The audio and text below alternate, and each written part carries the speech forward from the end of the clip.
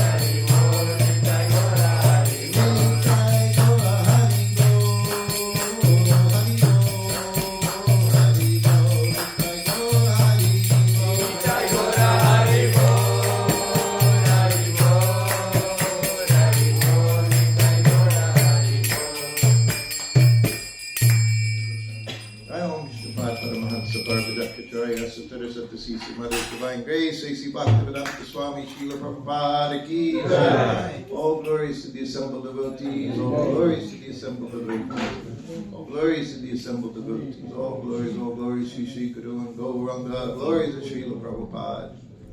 Om Vishnu Padaya, Krishna Prasthaya Bhutale, Srimati Bhaktivedanta Swami Niti Namane. Namaste Saraswati Devi Gauravana Vijayini Vishesha Sundari Praskyacha Desatani Panchakopa Tiruvishra Kripa Sindhu Vyajacha Tanam Pavane Vyo Vaishnavi Vyo Namo Namaha.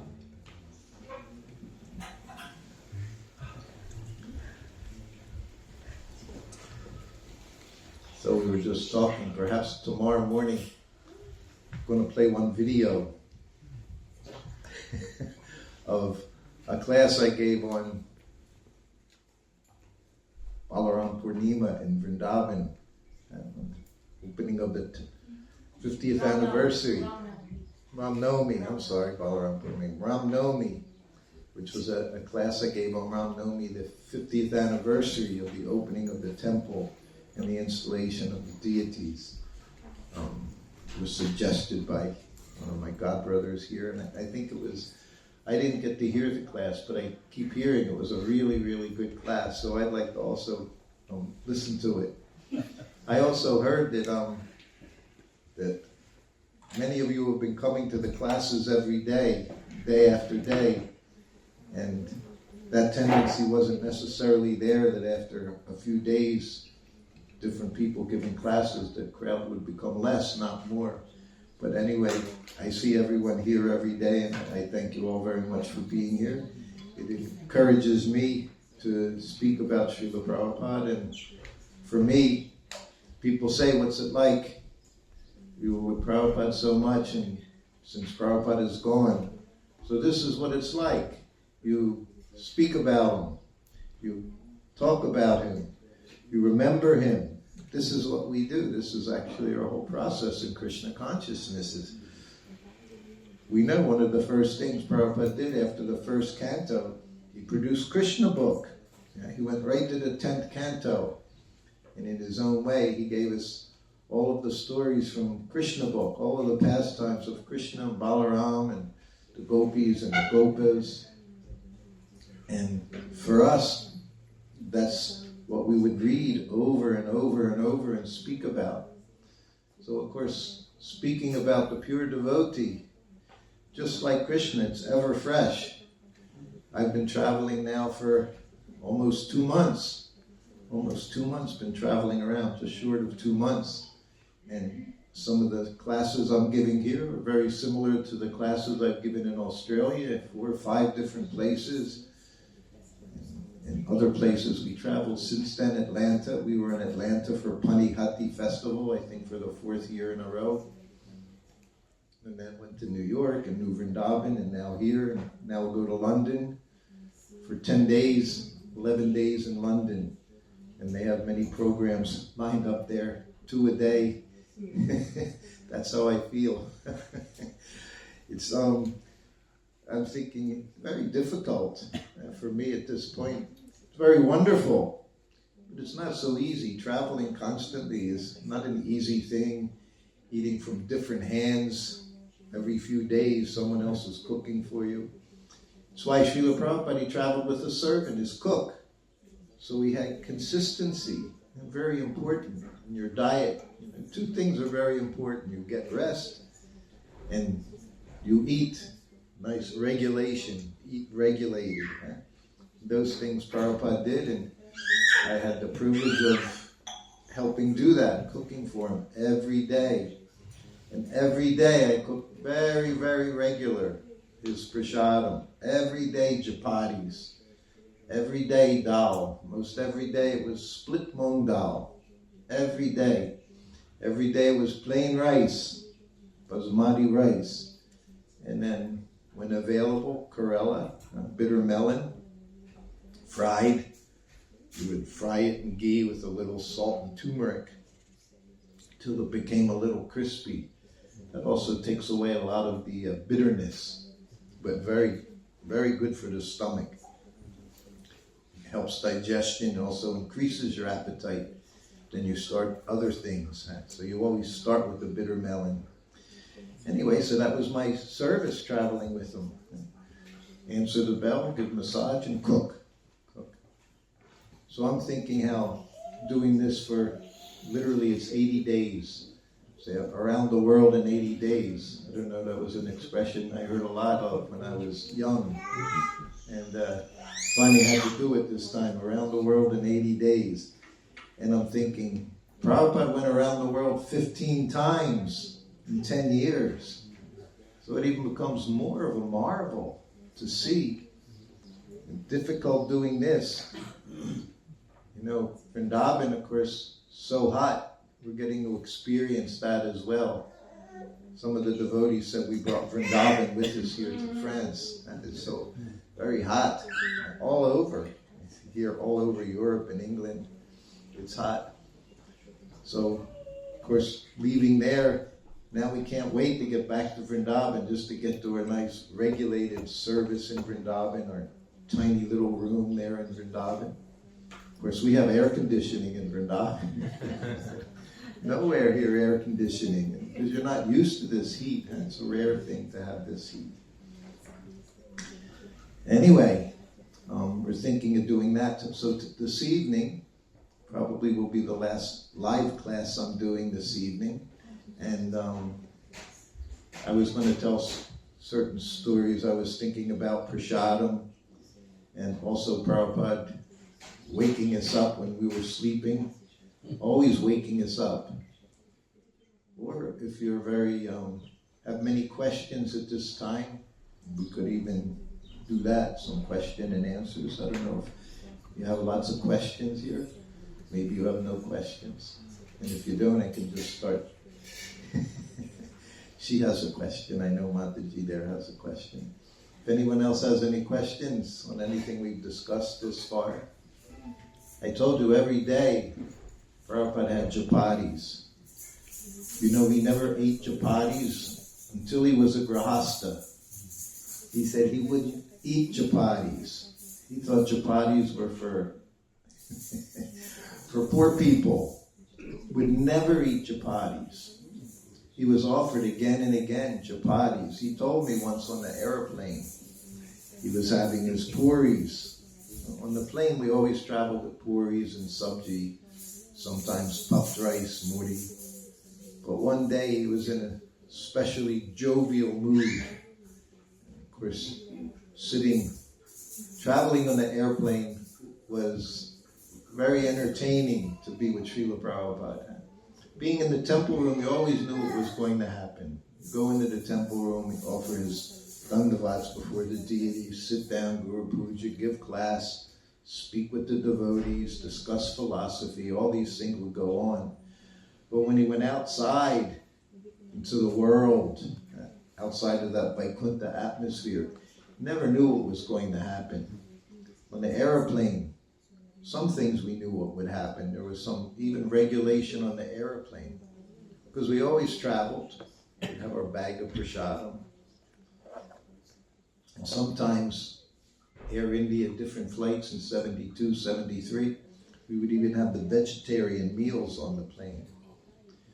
But this one flight, there were certain things that would happen. You know, travel, everyone travels now. You've all been on planes, so when the plane goes up in the air, you always have fasten your seatbelt sign. And of course, no smoking sign is always on, even though there's no smoking. Always on. But the fasten seatbelt's on. So then you get up into the air to a certain degree, and what happens? Bing! The light goes out. So what did that mean? Always meant the same thing when we're traveling with Prabhupada. Time for prasadam. That was like the prasadam bell. Bing! As soon as that light goes out, it means you can put the tray table down, which means you can take prasadam. That was one of the signs. Then there was another sign. When the flight's ready to go down, bing, fasten seatbelt, light goes on. That means stay in your seat, fasten your seatbelt. Well, what did that mean? It means it's time to get up and use the bathroom. That was always kind of an awkward situation on the plane because soon as it went on, it means soon the flight's going to land. So then it means Prabhupada's going to go use the bathroom.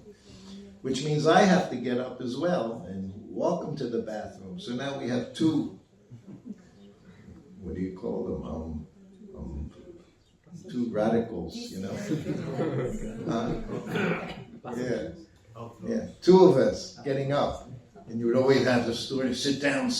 And I would just say, sorry, I'm following him. You have to follow his orders, not your orders. And then Prabhupada, he would just ignore it. He had a way, he would look like he didn't understand English or something, you know? He'd just walk, his head high and walk, and I'd follow behind him. Rebels, that's the word I was looking for. Rebellious. Prabhupada was rebellious. And he'd walk to the bathroom, I'd open the door, and I'd just stand outside the door, wait for him to come out. And the one time, I heard the door unlock and I pushed it, and Prabhupada came out, he had a big smile on his face. He said, when you're old, you can do anything you want. And you could. I find that to be kind of true nowadays when you're old. I walk around on the planes, I carry a cane. That gives you an extra, little extra you can do. You can go board right away, People with disabilities, that's me. Disabled, you go on right away, sit down. I want to fight the crowds.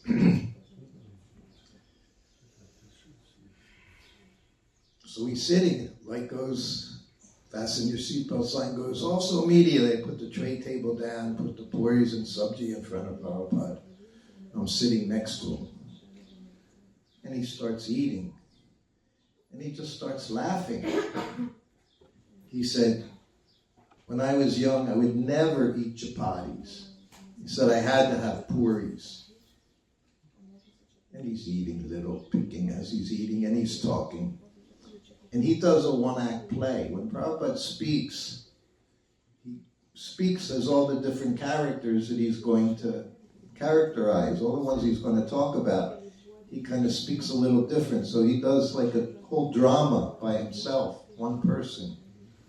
He said, I could not eat chapatis. I had to have puris. He said, and when I was grahasta, he's already in his 20s. He said, I would never eat chapatis. Had to be puris, he kept saying. And my servant kept saying, let me make you chapatis. I'll make you such nice chapatis, you'll love the chapatis. Prabhupada, no. He said, it was very difficult. He said, sometimes you would be invited out to people's houses. He said, and you'd sit down for prasadam time.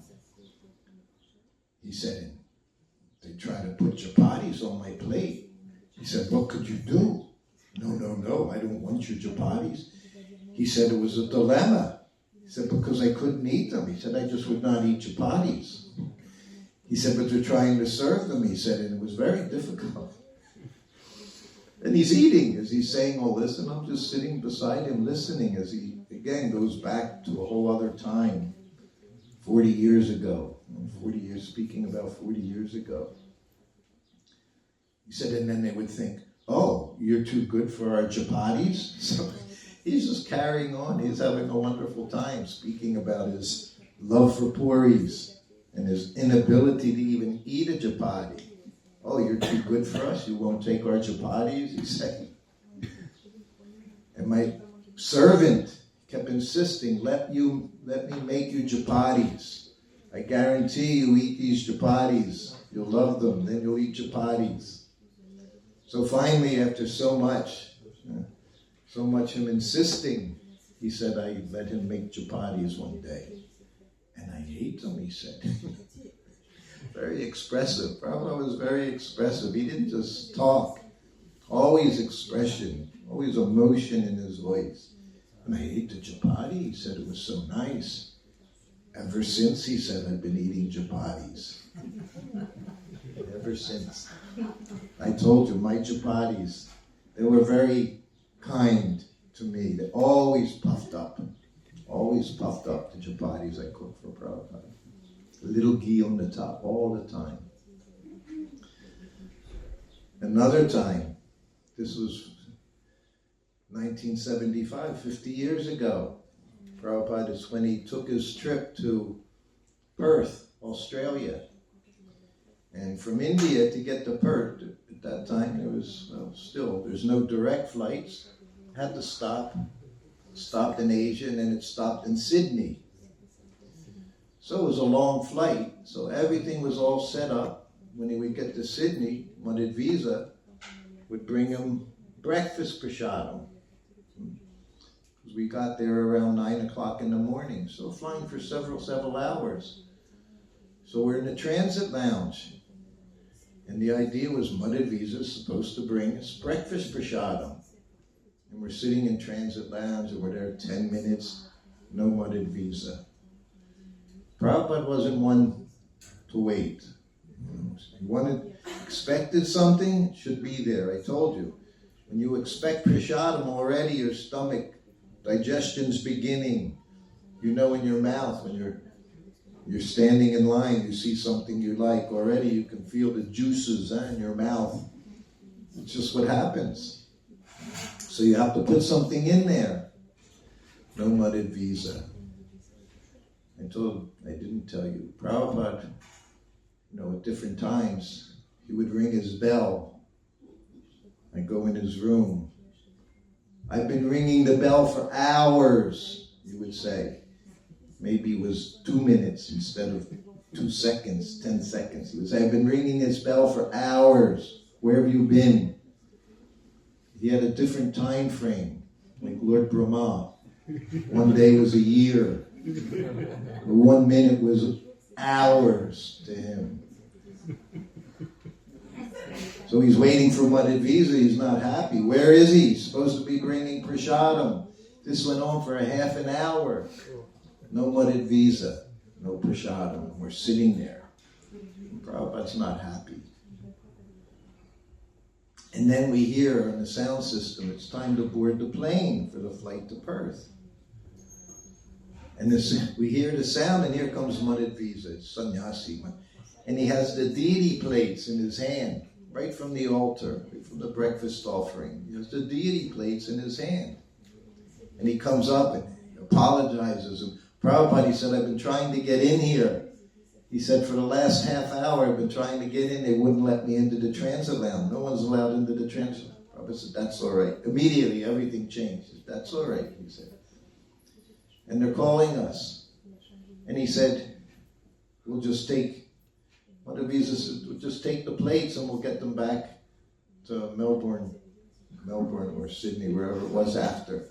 So we had the silver plates, the deities' plates, filled with nice fruits, everything, maybe halva, sweet, big glass, silver goblet of orange juice on the plate, all just right there.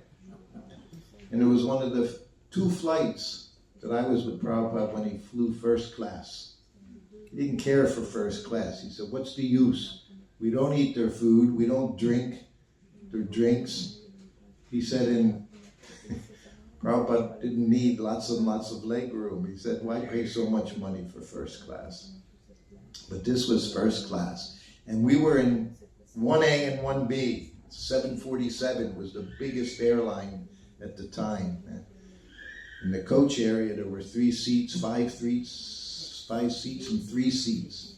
Huge, big body plane. It had a little second floor in first class. It was a bar. We would go up there, it was a bar. We didn't go up there. So I'm carrying the plates, and it's May, it's cold in Perth. It's their winter time. It's down under, so everything's the opposite. So it's cold. Prabhupada has his coat, we have chadars, and we walk into the plane, and unlike in coach, first class, it's first class. They take care of you. They serve you. So as soon as we walk in, one stewardess, can I get your coat? And immediately I'm overcome with someone serving. Yes, I give her coat, give her Prabhupada's coat, give her my chadar. She shows us to our seats. We sit down. And immediately I put the table out. Prabhupada wants prasadam. So I put the table out, and everything's going on around him. transcendental. Didn't mind. Prabhupada was definitely, and he was in a different world. He was not in our world. We say that. What did they say? In the world, but not of the world. That was Prabhupada. He was in this world, but he wasn't part of this material world. Very different. Aloof. Transcendental. So he starts eating prasadam. And the plane's filling up. Everybody's in, they close the doors. Prabhupada's having his breakfast. So then the plane starts taxiing down the runway. Prabhupada's having breakfast. I'm holding things down, I'm holding the glass so it doesn't tip over. Prabhupada, he doesn't, not even me is he paying attention to. He's just honoring prasadam, Krishna prasadam. Planes going down the runway, everything boom, and holding things, and Prabhupada's honoring. And the plane takes off, so then it gets kind of calm. Anyway, then Prabhupada finished. Didn't finish everything. He ate half of it. So he has his servant next to him. Prabhupada was thoughtful. He was a gentleman. So he looked at me. He said, okay, you can take. Then this was a series of mistakes that went on. So he said, you can take. So I took the plate, and before I could even get it in front of me, stewardess comes up to me. She says, you want me to take that? And I'm not thinking. I said, yes. And I gave it to her. Prabhupada doesn't say anything. He just sits there. She takes the plates. So she's going to clean them. She said, I'll take them and clean them. So I'm thinking, oh, how nice. I'm getting someone to do my service. She's getting to serve Prabhupada. Maybe I was thinking like that. I don't know what I was thinking, but I was definitely bewildered. Because I didn't take the prasadam. So the flight was a few hours. Prabhupada doesn't say a word the whole time. He's just sitting there quietly in his seat and he's chanting. And I'm not thinking anything. Bewildered. Totally bewildered. Just sitting there happy. I don't have to worry about cleaning the plates, coats in the closet. Everything's nice. So then finally the plane lands. And again, there's that stewardess. She gives me Prabhupada's coat. I can put it on Prabhupada. And we get up and I forgot all about the plates. It's okay. So then we get up and we head towards the door. What's it called? The door. Anyway, we get towards the exit there, the exit door. And there's that stewardess with a bag with the silver plates in it. And she hands it to me. And I'm thinking everything's wonderful. She gives it to me. Prabhupada looks at me. He said, where's the prasadam? That's all he said. And he gave me a look. I told you, Prabhupada chastises us with yells, sometimes raise his voice.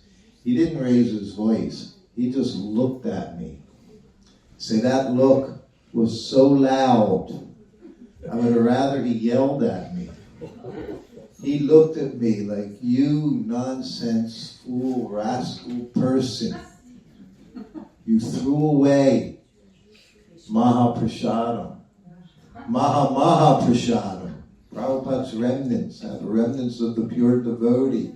Mahaprasadam, which I should have honored. He looked at me. He didn't say one more word about it. He didn't have to. That look was such punishment. Such punishment, that look. Never brought it up again. And I always think about that. What I did, what a nonsense. Maya is very tricky. It has so many ways, so many things to delude us, and so many ways to bewilder us. I was bewildered Just by one person interfering in what I was supposed to do. Huh? You talked about that. Huh? In Bhagavad Gita, better do your own service imperfectly than do something else perfectly. And this is an example. My service. Never give it up, your service. Back in those days, old school days in ISKCON, once you had a service, that's it. That was your service.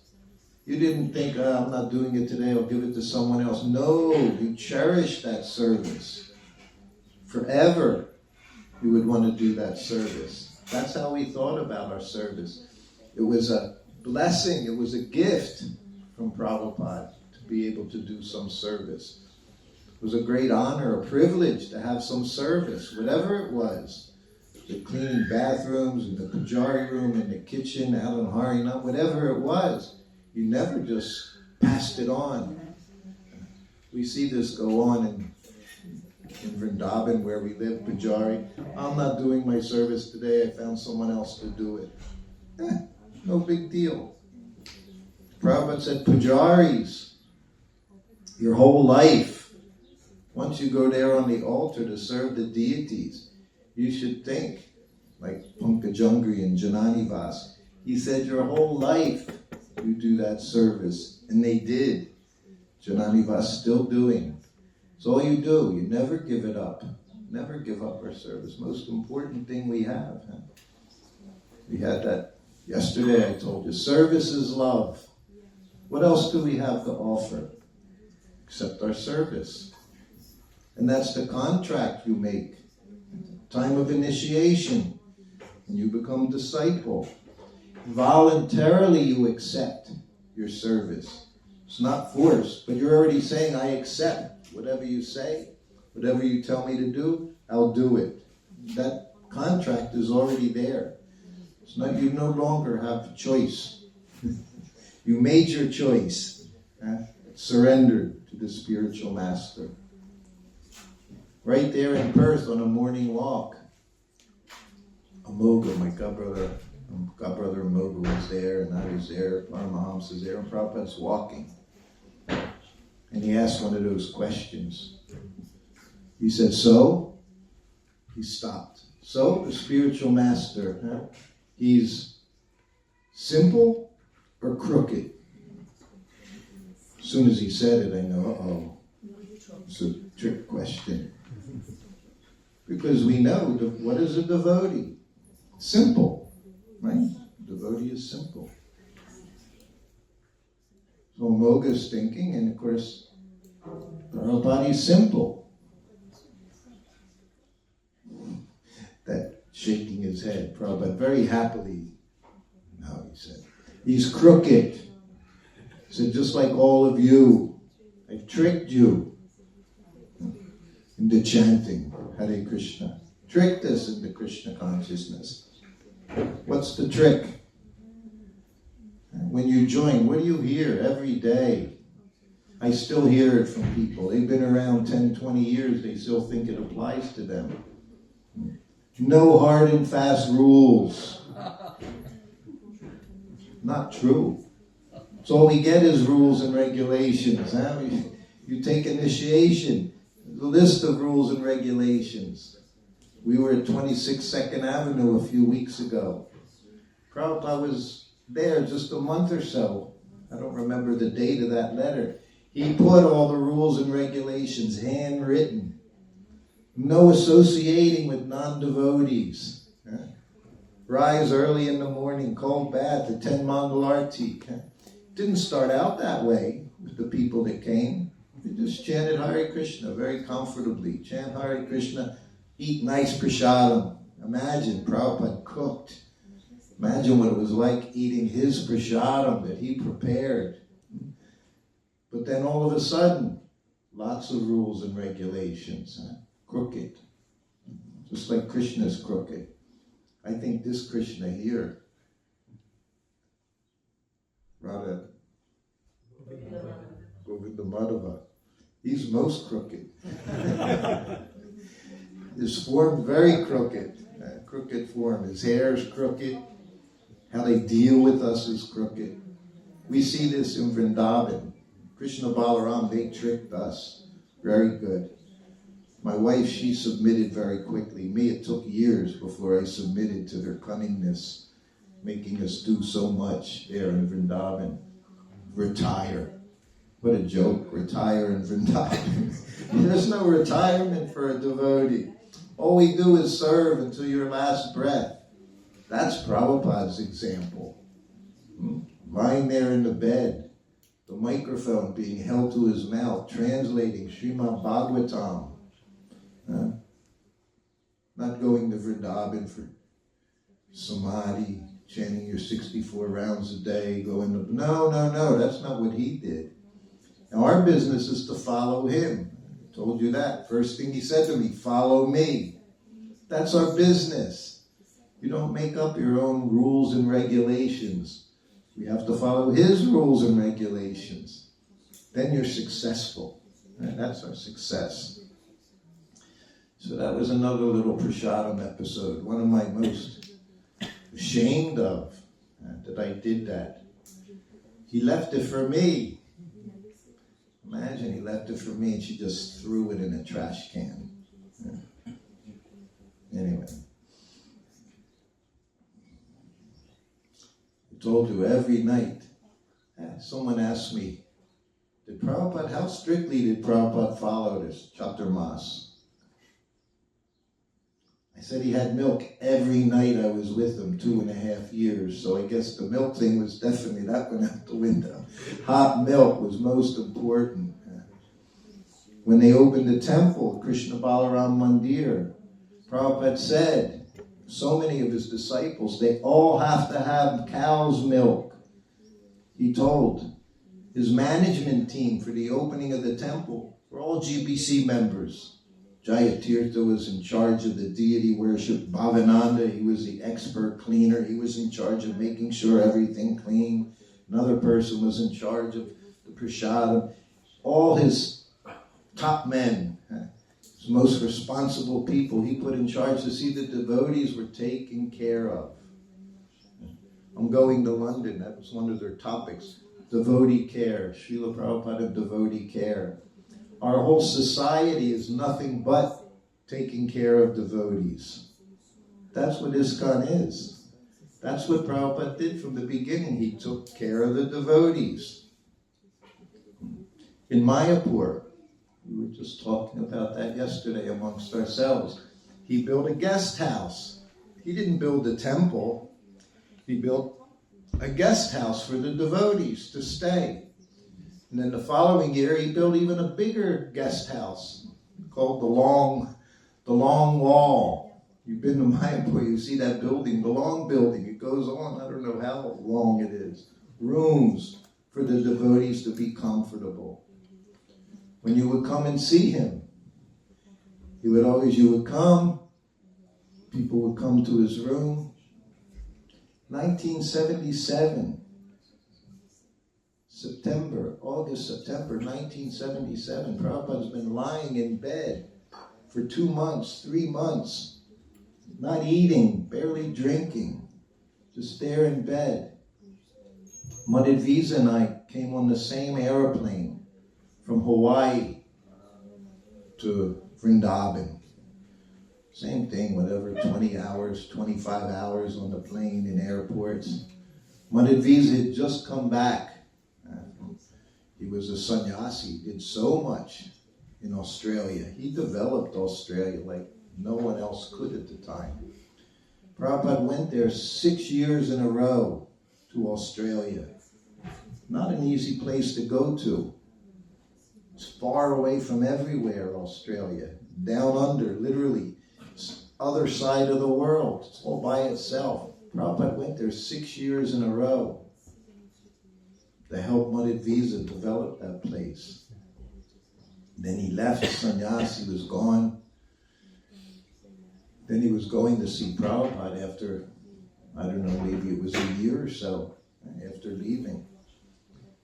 And we just happened by coincidence to be on the same flight to India, him and I. I was a temple president in Hawaii. He was living on one of the other islands, and we were together. I knew him well. We were good friends, most wonderful devotee, sweet, very sweet devotee. Caring. That's what he did. He took care of everyone. We were there last month. Everyone was saying, oh, he was so nice, how he took care of the devotees. Huh? Never yelled, they said. Always took care of everyone. And that way he developed Australia. So now we're together. We get to Delhi, go to Vrindavan. He had long hair, got his head shaved, bright, shiny head. You know, when you shave your head after having long head all shiny and white. We go in to see Prabhupada together, lying in bed, always sitting and lying in bed. We offered obeisances. Prabhupada was so happy to see him. Hadn't seen him in 2 years. So happy to see him. He was happy to see me too. He was so happy to see him. And right away he said, so, you've had prasadam? He's barely nothing left to his body. You say literally, it was skin and bones. Had no muscle, nothing. First thing he said was, everything is okay? You've had prasadam, you've bathed? Yes, Prabhupada. All you could say was, yes, Prabhupada. But immediately he had no concern about himself, only about everyone else. Then he looked at us. He looked at Madhavisa, he looked at me. And for the second time, the second person that was a sannyasi, now grahasti, looked at him. He said, so now you're a grahasta like Sruta Kirti. You just carry on with your service. I was a good example because I was a brahmachari and I served Prabhupada. After leaving for 6 months, I was a grahasta and I was Prabhupada's servant. So we'd say, now you're a grahasta like Sruta Kirti, and you do your service, he said. He said, and you go take prasadam, shower, come back, he said. Come back and we can speak. But always his concern was about us. You know, I joined Prabhupada, told you, first time Janmashtami 72. I was with him for 16 months, right to the end of 1973. Then I was gone for 6 months. Somehow or other, after being in Caracas for several months, I wound up back in New Vrindavan, the place where I became a servant 2 years before. Now I'm back in New Vrindavan. Prabhupada, I don't know where he flew in from, in 74, July 74. And again, he doesn't have a servant. But while he was there, I didn't serve him. I didn't give him massage. I was bewildered again, bewildered. And the day before I left, Brahmananda, his secretary, said, do you want to be Prabhupada's servant? I thought about it. First thing I said was, where's he going? Imagine. Such a nonsense. Because if he was going to India, I was actually in anxiety. Because I was sick, always sick in India. And Brahmananda said, we're going to India. And I'm like, oh, Krishna. And then I looked up in this little hut up the hill. My new wife was up there in the room, in this tiny little room. Like your tiny little rooms, you have that one little wooden place there, small little Prabhupada hut, they called it. And then I looked back at Brahmananda and said, yes, I'll come. So I joined Prabhupada. And it was like I had never left him. He never asked me one word. He never said, how was your 6 months away? What was it like being... Never talked about anything I was doing. I just started cooking for him, massaging him. Everything was like gone. I suppose that's what it's like if we ever become Krishna conscious, go back home. It'll all be like a big dream. It's all one big dream. Doesn't mean anything anymore. Gone. In a flash. And that's what it was like when I joined Prabhupada. Everything else was gone. I joined him. My wife got sent to Los Angeles. They gave her a flat to live in. She was taken care of. Not that she wasn't taken care of. Take care of the devotees. When you were with Prabhupada, it was his responsibility to take care of you, your family, your children, whatever it was. He took care.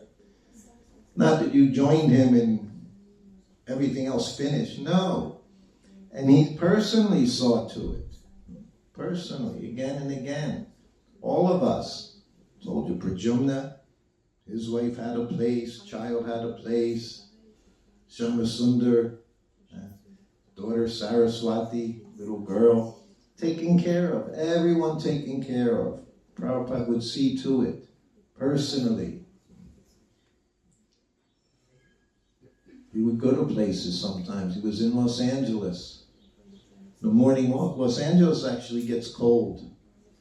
I think February time, January, February. You can have some very cold days. They even have heat in some of the apartments across from the temple. There were these little heaters in the walls you would turn on. It would get that cold. And one day, Prabhupada goes out on a morning walk, and all the devotees, of course, they're all lined up outside the door. Prabhupada would come down the stairs. There was a door that would open up. He would come out a few steps, and he would get into the car. Well, when the door's open, and he's looking at all the brahmacharis there, looking at the ladies standing out front to look at Srila Prabhupada. And he sees the devotees there in Los Angeles, in their flip-flops, no socks, no sweaters, no jackets, and it's cold out. Prabhupada looked at the temple president. He said, why don't they have proper clothing? He said, it's cold. You have to give them proper clothing. We gave everything. We gave our lives for Srila Prabhupada, how to do service. He felt personally responsible.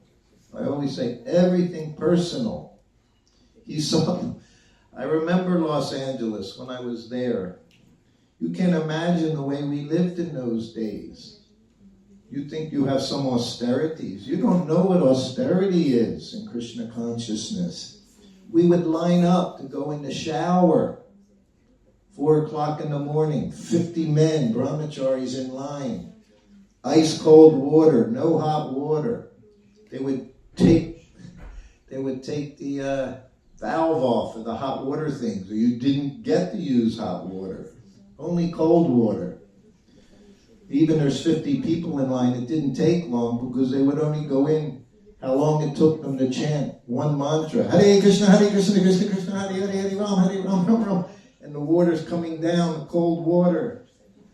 You're lucky if you have a towel to dry off with. Usually it's going to be the dhoti you wore that day is going to be your towel to dry off. And then they would go into the brahmachari ashram. We didn't have lockers. Everyone just slept on the floor. If you had a sleeping bag under you, you were very fortunate. Even as Prabhupada's servant, I had to go use those bathrooms, so I saw everyone, what they were dealing with. So after you bathed, there was a big wooden thing. All the dhotis were in there. You didn't own a dhoti. It was first come, first serve. That helped you get up early in the morning because you wanted to at least try to get a dhoti that you could wear, a nice one. So the earlier you got up, the nicer clothing you got. So they put the dhoti on if you had a shirt or if there was just out of the bin, general bin. That's what you did. You were lucky to have socks. Even more fortunate to have socks that matched in color. We looked like a bunch of crazy. We were crazy. Crazy for Krishna. Surrendered everything to Srila Prabhupada. But he wanted us to have what we needed. And he would tell them. Same thing, one day everyone's coughing. Prabhupada's giving class and he hears cough after cough. He said, why is everyone coughing? Or would they have colds? Why do they have colds? Don't they have proper clothing? You know, you would go to the temple treasurer. You got to beg beg to get something, beg to have a toothbrush, toothpaste. Wasn't Prabhupada's method. His method was everyone be taken care of properly. He would say bare necessities, but necessities was also part of it. Bare necessities, but necessities. We all have necessities. So we wanted to see everyone had something. Maybe 10 brahmacharis in a room, that was okay. But you had to have your necessities. Everyone needed to have. So that was Prabhupada. Took care of everyone responsibly. And in his entourage, he took care of us. I told you, it got cold in Los Angeles. How is it 8 o'clock already?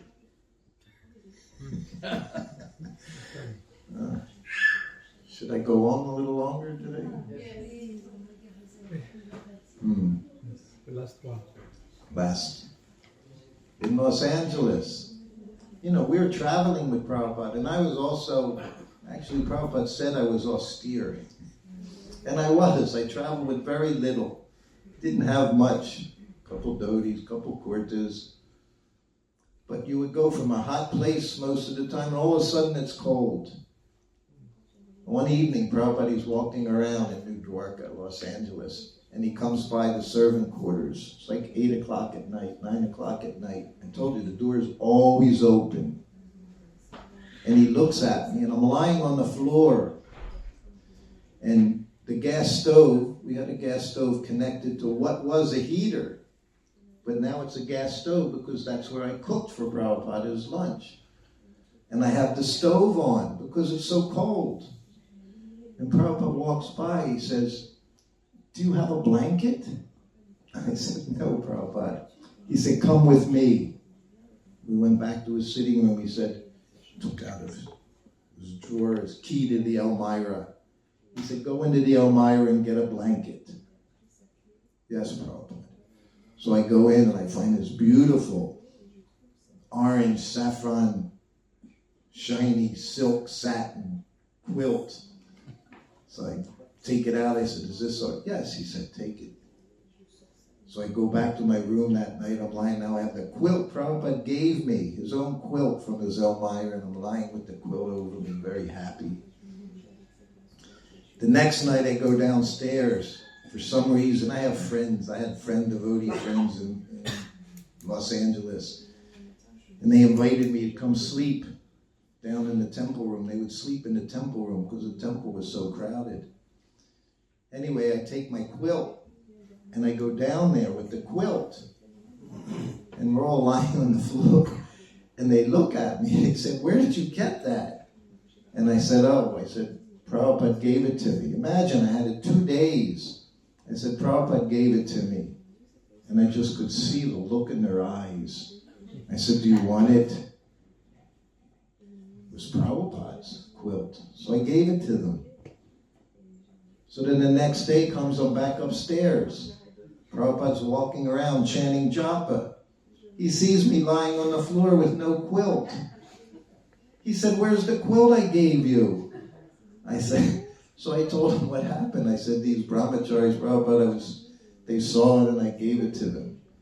He said, "Go in the Elmira, get another blanket." He said, "And don't give it away this time." I said, "Yes, Prabhupada." That's taking care.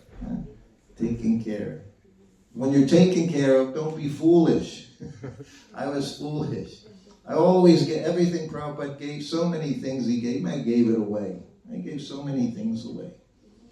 I have a few items we managed to keep. Oh, and tomorrow morning, you want to be here tomorrow morning because we have Prabhupada's slippers. 50th anniversary of his wearing those slippers on a Japan Airlines flight. Little airplane slippers he had. So we traveled with them. I didn't bring Govardhan on this trip because so many places to go. It just didn't seem practical. We didn't bring Giriraj on this trip. I usually travel with my Giriraj, but we didn't bring them. But Prabhupada's slippers we bring, so we always keep them.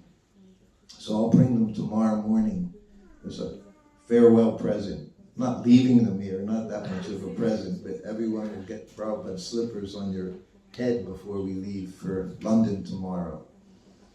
But anyone have any questions? I think we need to stop here. It's already after 8 o'clock. But I think tomorrow morning. Yes. Hare Krishna. I'm just wondering, were you not hungry on the plane when Prabhupada gave you prasadam? What? Were you not hungry? You were. That's a good question. I probably was, yes. Yeah, I was in the same situation, but it was a lesson. Sometimes you get lessons, you know. You get lessons through your spiritual master. It was a definite lesson for me. But I was hungry, but after what happened, it wasn't hunger that was my problem. It was my foolishness. It was more what I was thinking about at that time. It was how stupid I was to have given away Prabhupada's remnants.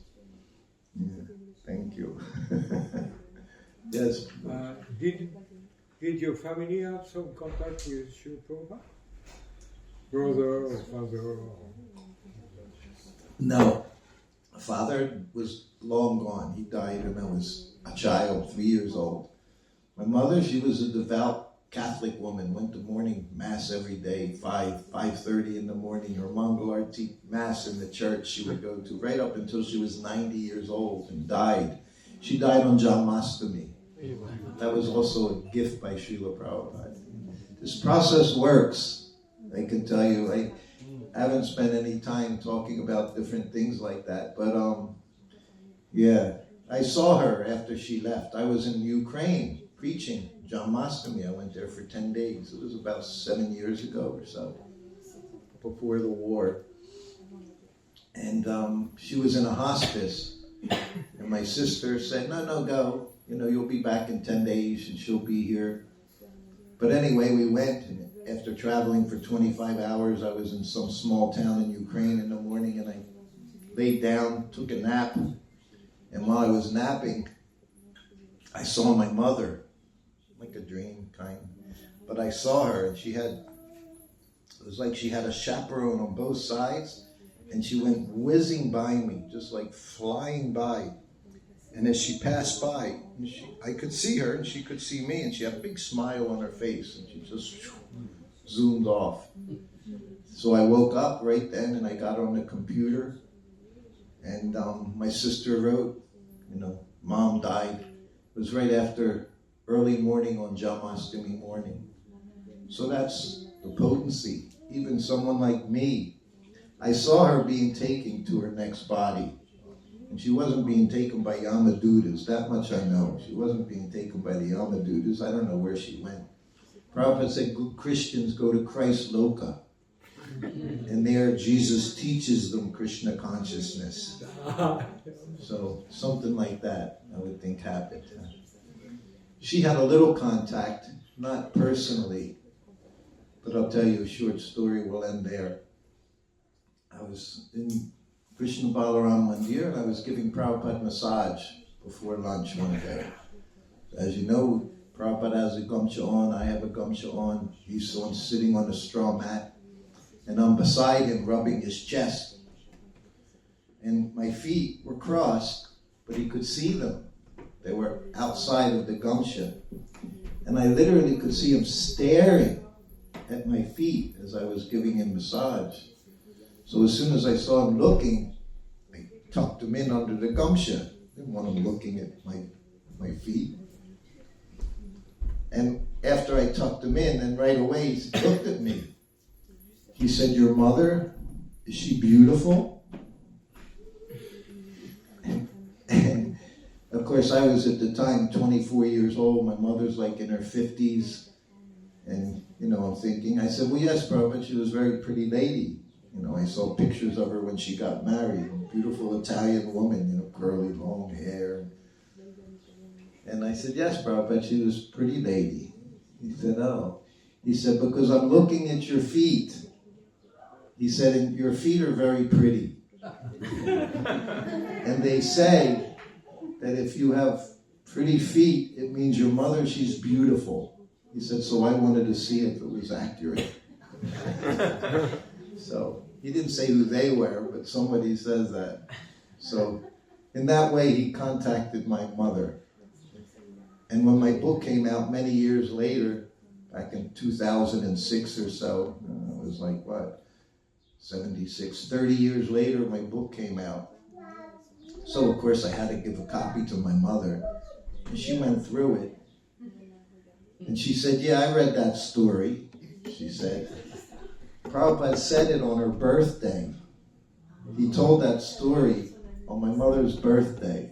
So everything's very, Krishna consciousness is a very interesting process. Everything kind of, somehow or other, there's always connections. Always connections.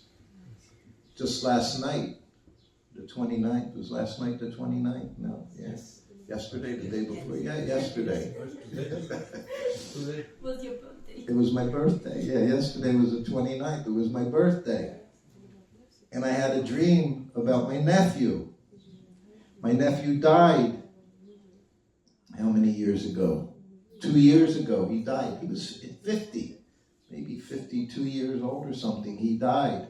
We just happened to be in the city where he died. I was never there. But we were there. And he was not a devotee child. Of course, he knew his uncle was a Hare Krishna. He's heard Hare Krishna. He's chanted Hare Krishna a little bit here, there, maybe, even in just talking about me. I talked to him a little bit of philosophy. I got to be there at the time of his death. And we got to give him Ganga Jal. We got to give him some prasadam. And it's the second time. A year ago on my birthday, I had a dream about him. I never think about him, but I had a dream about him. And last night again, I had a dream about him. I don't know what it means, but somehow or other, Krishna's involved. That's all I know. Somehow or other, he got to have some mercy at the time of death. There at the time of death. So this process works. Don't think you're just chanting Hare Krishna, you're working, following the principles, doing service, getting up in the morning. You don't see anything happening. It's all happening. Everything's happening. And when your time comes, Prabhupada will be there. I see it over and over and over. Some way, shape, or form. He's there to protect us. Especially those who surrender their lives to Him. He'll take care. Even we say you fly your own airplane. You'll see in my book, I asked Prabhupada to be my co-pilot. Even if I'm flying, need a co-pilot. Prabhupada will be there. And wherever, I always say I know, because I've seen him take my godbrothers and godsisters by the hand when they leave their bodies. And I know he'll do that. I don't know where he'll take me, but he'll take me. It's his responsibility. And he's loyal. The only thing you have to do, be loyal.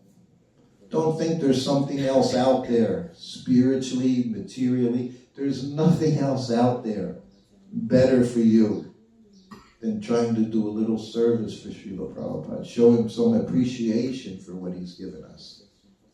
All right, we'll end here. We'll see you all tomorrow morning. If I don't speak, you'll hear me speaking in this class. And I heard it was a really, really good class.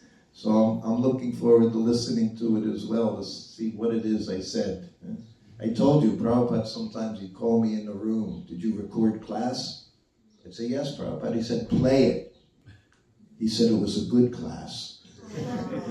Because whatever we say, it comes from Krishna. It comes from Prabhupada. We have to surrender.